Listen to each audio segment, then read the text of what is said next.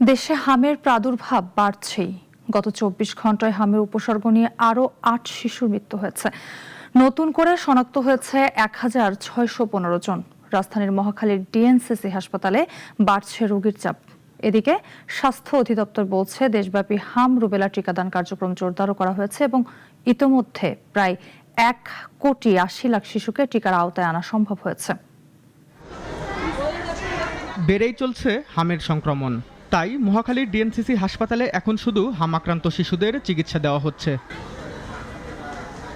প্রতিদিন দেশের বিভিন্ন প্রান্ত থেকে জ্বর, শরীরে র্যাশ ও শ্বাসকষ্টের উপসর্গ নিয়ে শিশুদের ভর্তি করাতে আসছেন স্বজনরা। প্রথমত জ্বর, সর্দি, কাশি ৩টা ছিল। এরপর যখন আমরা হসপিটালে গেছি, যাওয়ার পরে ৩ দিন পরে তার গায়ের মধ্যে আস্তে আস্তে রেশগুলো দেখা দিছে, এই আপনার হামের রেশগুলা। তখন বুঝতে পারছি যে আমরা এর হাম হয়েছে।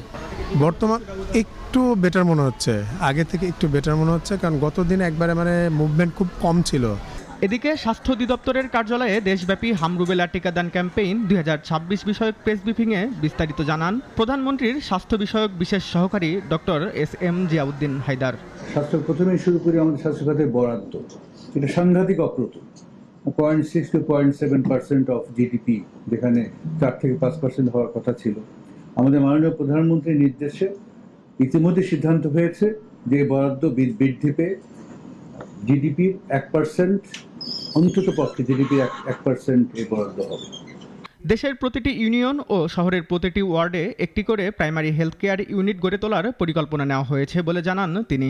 আমরা বাংলাদেশের গ্রাম অঞ্চলের প্রত্যেকটি ইউনিয়নে কিভাবে প্রাইমারি হেলথ কেয়ার ইউনিট করা যায় এবং আমাদের স্বাস্থ্য ব্যবস্থাকে চিকিৎসা কেন্দ্রিক ব্যবস্থা থেকে সরিয়ে এনে প্রিভেনশন এবং প্রমোশন কেন্দ্রিক ব্যবস্থায় পরিণত করতে পারি, সেই কাজ আমরা ইতিমধ্যেই শুরু করে দিয়েছি।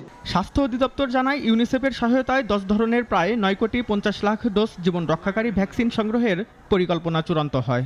মে মাস থেকেই বড় পরিসরে দেশে ভ্যাকসিন আসা শুরু হয়েছে। রেজাই রাব্বি, নাগরিক, ঢাকা।